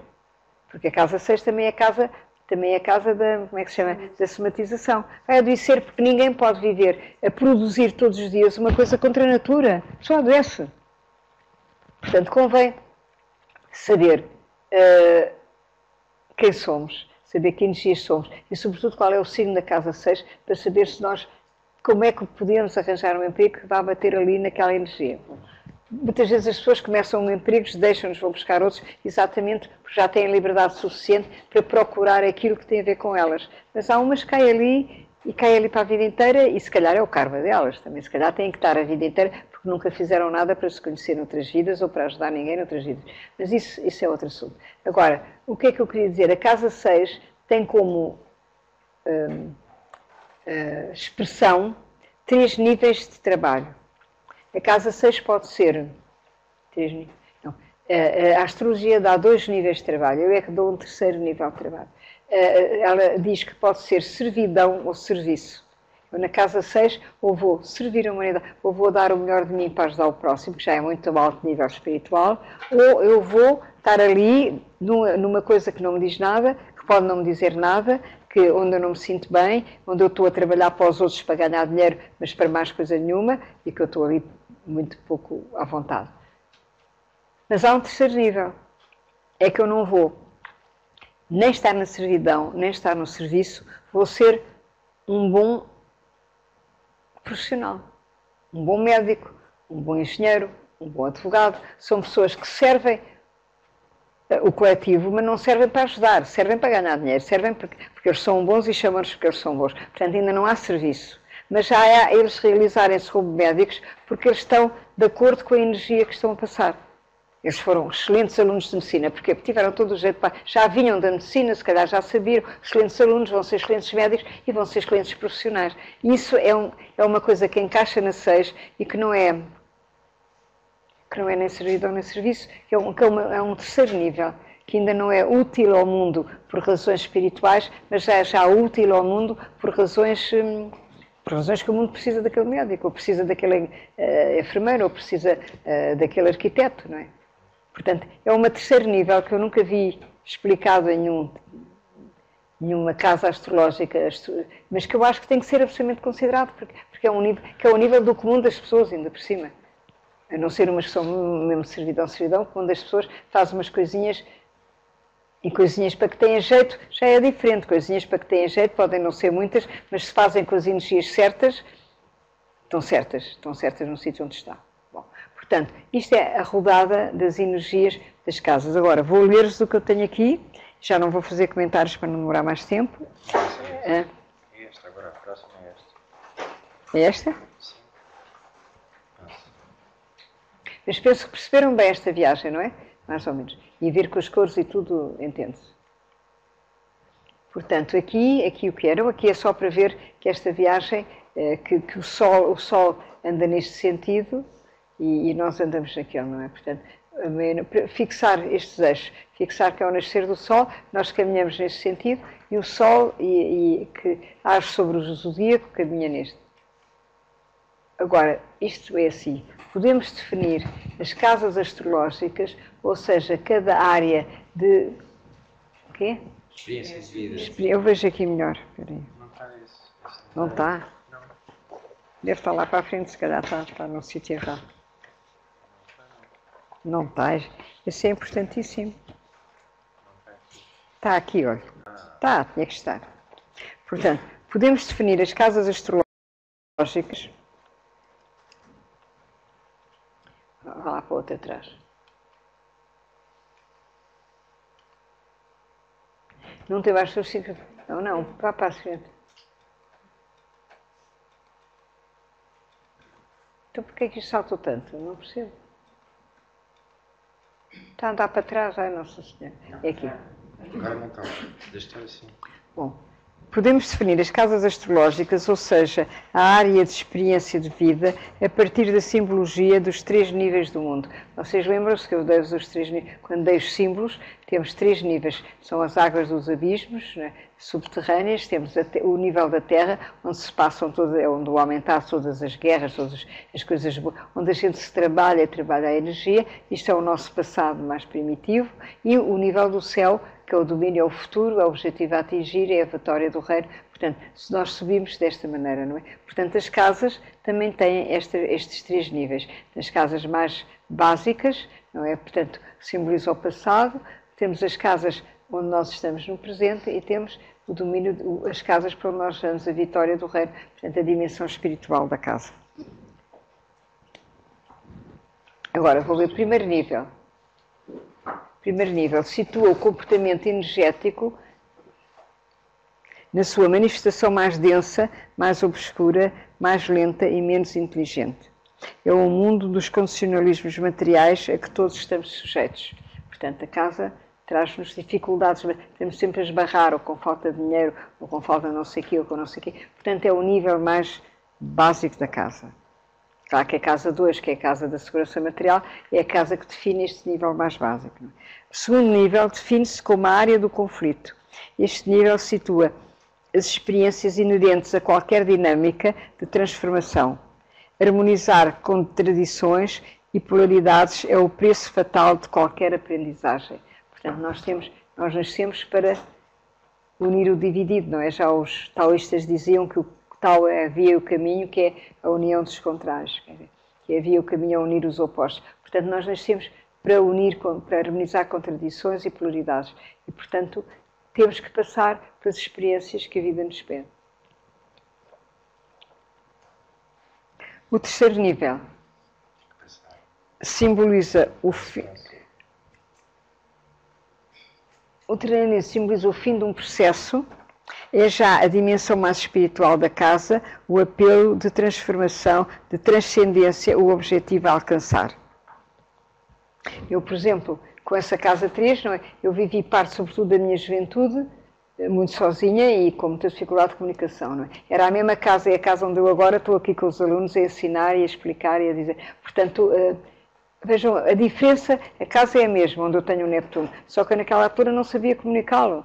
Nem sabia exprimi-lo, nem sabia escrever, nem me sabia a mim capaz sequer de escrever. Portanto, vivia com aquela casa completamente emparedada, e como eu estava lá, o Neptuno, que era a minha sede absoluta, e queria comunicar naquele nível, e as pessoas não estão naquele nível, eu estava sozinha, porque nem sequer sabia o que é que andava aqui a fazer. Portanto, isto para explicar como é que uma casa pode, através da vida, ir tendo níveis completamente diferentes de realização. Por exemplo, a casa 12, que é uma casa de prisão, se eu libertar as energias da doce e se eu me converter, passa a ser a casa de maior beatitude, de maior alegria, de maior bem-estar interior, é a casa da paz interior. Não é? É a casa que eu quero que eu faça, eu estou em paz, porque já me entreguei, porque já encontrei, porque já... Portanto, a mesma casa tem os 3 níveis, é nesse sentido que eu estou a dizer. Bom, portanto, é já esta última dimensão. Mas esses 3 níveis são de acordo com a nossa história, que vão acontecendo ao longo da nossa vida. Eu tenho que me explicar que eu não ouço nada. Se ela está a dizer que se estes 3 níveis vão sucedendo de acordo com a nossa história pessoal. Completamente. Os 6 níveis são a nossa história pessoal. Não vão sucedendo, são a nossa história. E nós podemos estar também num nível e no outro ao mesmo tempo. Nós podemos já ter noções de espiritualidade e estarmos um bocadinho melhores, mas ainda temos problemas básicos por resolver. Nós podemos ser as 3 coisas na mesma casa, ainda na mesma altura. E vamos percebendo por aí qual é que eu já tenho que deixar, não é? As coisas não são... Era bom que fossem direito, mas não são. São assim. Lineares. Portanto, o terceiro nível de uma casa astrológica indica como... Estava a pensar numa espiral, em vez de uma linearidade. Pois. Não, mas é uma espiral, mas primeiro que seja a espiral, é assim, nunca se sobe um degrau na luz, ouçam isto que é, sem descer um degrau nas trevas. Porquê? Porque nós temos que ligar a terra ao céu. Portanto, se eu subo, eu tenho que trazer a energia do céu cada vez mais fundo nas trevas. Portanto, eu tenho que entrar na matéria, eu tenho que aceitar a matéria para trazer a luz até lá. Portanto, eu não subo a espiral, eu subo em bipolaridade. Sobre uma espiral descendente e numa espiral ascendente que estão sempre a unir-se. Quanto mais fundo eu vou na Terra, quanto mais fundo eu vou dentro de mim, nos meus sentimentos, nas minhas dores, nas minhas incapacidades, mais eu apanho energia positiva que me vai iluminar. Eu não subo para cima, eu subo assim, deixo-a subir. Subo a descer, não sei. Subo a descer. Não sei, mas é assim que eu estou a dizer. O terceiro nível de uma casa astrológica indica o estado superior de consciência que essa casa proporciona e que por ela pode ser alcançado.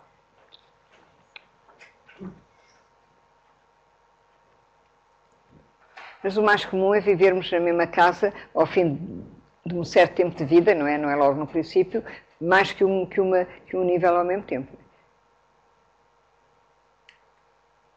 O terceiro nível revela a sabedoria implícita e contida nas oportunidades que essa casa nos permitiu ou nos permite viver.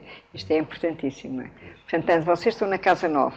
A casa 9 traz-vos novos valores, que é o que eu estou a dar. Agora, tudo depende que se vocês ganham esta oportunidade, se vocês percebem que este curso nunca mais o podem deixar, como certas pessoas que eu sigo ficam agarradas logo à primeira, outras que ainda desconfiam, outras que se vão embora porque acham que isto, se calhar, não é areia para elas. Portanto, tudo depende da evolução da pessoa, percebe? Ir buscar a oportunidade ou não estar ainda no nível daquela oportunidade. Então vai-se embora. Muita gente teve aqui e se foi embora, porque eu percebo, porque ela não estava capaz ainda de fazer estas síntese que são um bocado puxadas que eu ensino. Portanto, as oportunidades... Agora, se a pessoa estava capaz e foi-se embora por medo de não enfrentar a verdade em si, aí ela paga o preço. Aí ela vai pagar o preço. Porque às vezes a oportunidade pode não voltar. E essa casa nos permite viver. Nós não podemos brincar com as oportunidades da vida, porque elas podem não voltar quando passa o comboio. E se a gente perdeu a oportunidade, Depois não vais chorar que perdeu a oportunidade ou que a vida é infeliz, não é?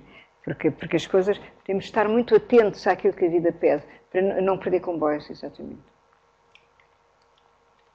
Não há verdadeiro conhecimento aquém do conflito, mas além do conflito. E isto é uma frase maravilhosa, no sentido que é a frase que nos permite entender o mundo como ele é, como ele se encontra e aquilo que ele nos pede. Se eu me pacificar com esta frase, eu já estou meia sábia.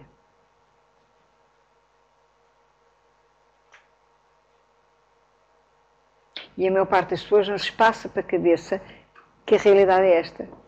Porque elas soubessem, muitas se calhar até iriam reagir de outra maneira. E a prova é que vocês ouvem o que eu digo e ficam logo com o olho a brilhar porque percebem que podem reagir de outra maneira. Agora, não tendo informação, por isso é que acho que é tão importante a informação. Acho que esta informação que eu quero estar a dar é uma luz tão grande para o mundo neste momento e acredito sinceramente nisso, porque exatamente não há verdadeiro conhecimento aquém do conflito. Agora, se eu não tenho regras para conhecer, se eu não tenho leis que me permitem conhecer a lei, como é que eu vou aquém ou além do... Eu nem sequer sei que estou num conflito, eu nem sequer percebo que este mundo é bipolar. Eu lembro-me que a minha grande relação, a primeira, foi estamos num mundo bipolar, pois é, eu sou bipolar, tenho o inconsciente, pois é, e o mundo também, quem é que me disse isso?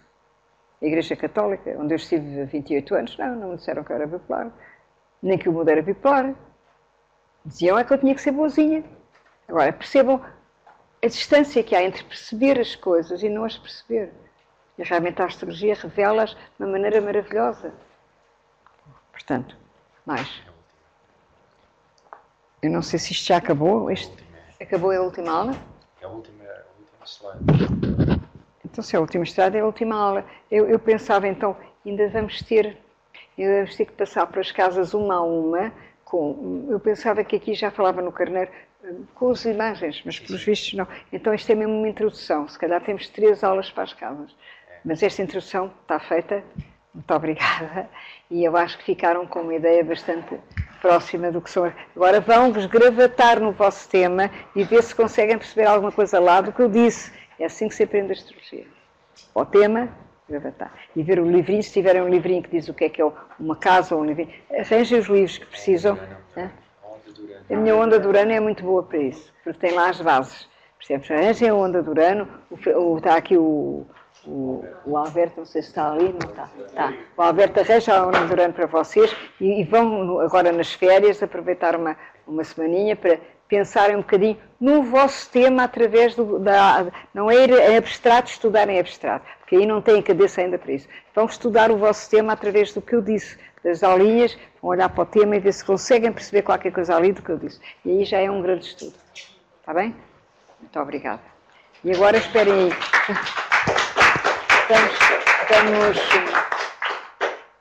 Vamos só fazer aqui um mantra para acabar, para fazermos aqui uma meditaçãozinha e acabarmos mais silenciosos.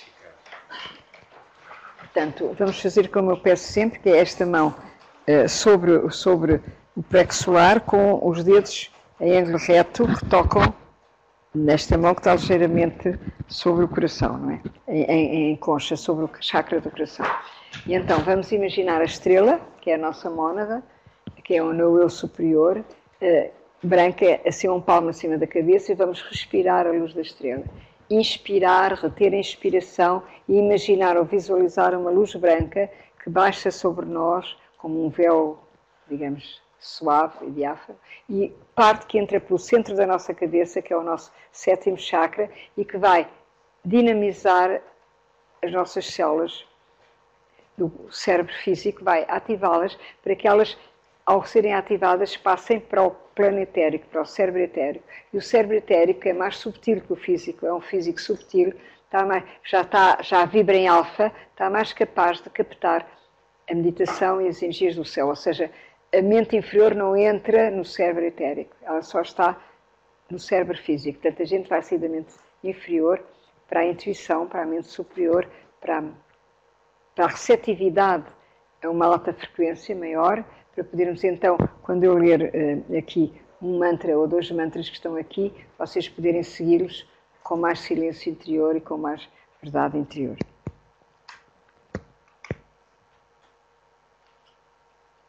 Portanto, vamos começar Eu depois, ao ler o mantra, é um mantra que eu tenho aqui, que é um mantra da alma, do trabalho da alma, que eu acho muito bonito. É um mantra que vocês conhecem menos bem, por isso eu acho que ele faz mais efeito. Pelo menos em mim faz muito efeito. E é um mantra que nos abre para uma dimensão maior. E agora, peço-vos depois, quando eu disser o mantra, vocês dizem frase a frase, repetem frase a frase esse mantra e tentem sentir o que estão a repetir. Portanto, vamos, isto é o mesmo, estou a dizer isto para quem está do outro lado, eu não estou esquecidos de vocês, sei que vocês também meditam comigo e gostam que eu medite com vocês e tenho muita alegria de saber que em todo o planeta há pessoas a seguir esta meditação. Muito obrigada. Então vamos começar, portanto vamos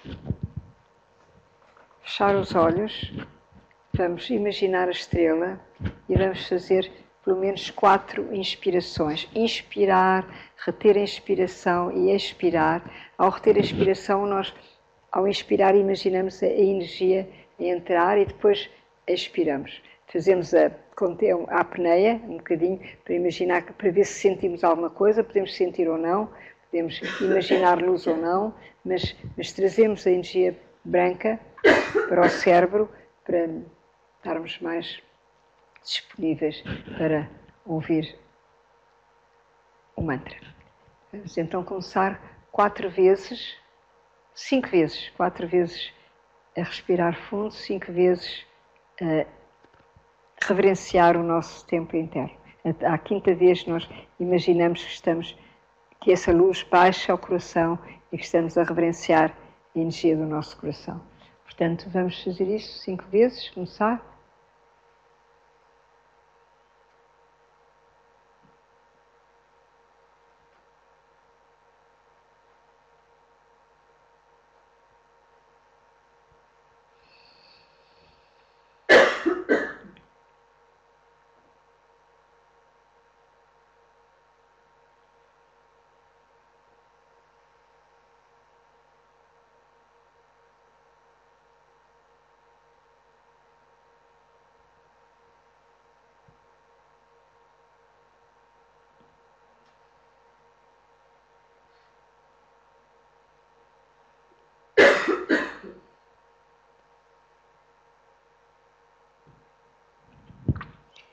Agora peço-vos que digam o mantra comigo.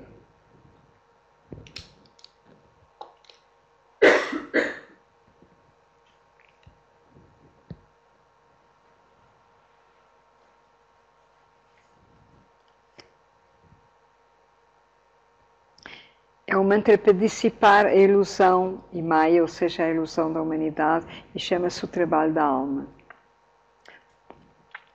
Como alma eu trabalho na luz. E a escuridão não pode tocar-me. Assumo a minha posição dentro da luz. Eu trabalho e desta posição nunca me afasto. Nós somos radiação e poder. Permanecemos juntos com as nossas mãos estendidas, unindo os céus e a terra. O mundo interior do significado e o mundo subtil da miragem. Nós penetramos na luz e trazemos-la para baixo para atender à necessidade. Penetramos no lugar do silêncio e trazemos de lá a dádiva da compreensão. Assim trabalhamos com a luz e transformamos a escuridão em dia.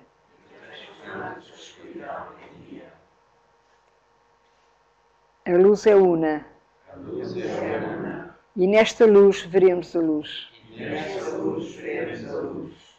Esta é a luz que transforma a escuridão em dia. O poder da nossa luz unida impede, anula e destrói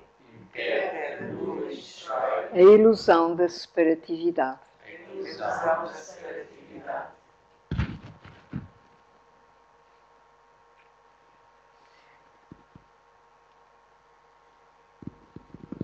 Agora vocês silenciam um bocadinho, tentam fazer uma reverência ao vosso templo interno e fazem mais 3 respirações. Uma a agradecer à vida a oportunidade que vos deu de vir aqui. A outra a agradecer-nos uns aos outros, termos sido fiéis a essa vida e estarmos aqui a proporcionar-nos uns aos outros esta aula e esta experiência. E a terceira, agradecer aos mestres ascensionados, à hierarquia, que se chama a si próprio o governo oculto do mundo, que tem como função cósmica comunicar-se connosco telepaticamente quando nós já estamos ligados à nossa alma, ou seja, quando o nosso Mercúrio já não impede, já não vibra numa energia mais baixa e não impede que eles se comuniquem. Vamos agradecer aos mestres da hierarquia a sua inspiração, a sua luz e a sua presença. Portanto, fazemos 3 respirações em silêncio, invocar cada uma destas realidades.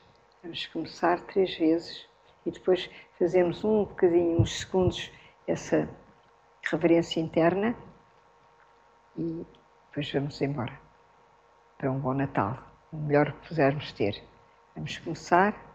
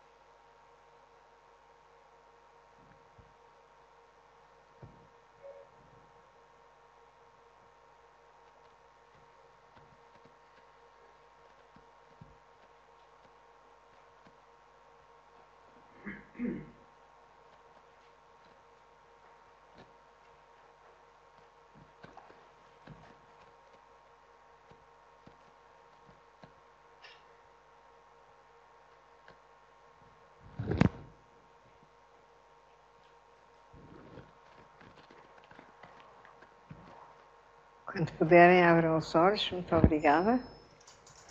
Bom Natal. E até para o ano, se Deus quiser. Não, para o ano não, ainda temos uma aula. Não, já não temos mais aulas. Não. Até para o ano. Que o novo ano seja melhor que este que passou. Os anos pedem-nos coisas muito poderosas agora, é muito difíceis. Nós estamos numa altura de viragem da humanidade, que é uma altura muito difícil e ao mesmo tempo muito extraordinária. Portanto, temos que apanhar as 2 dimensões.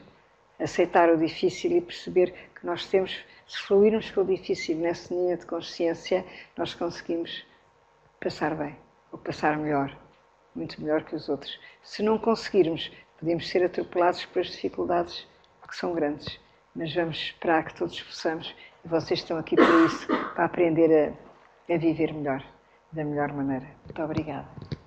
Obrigada.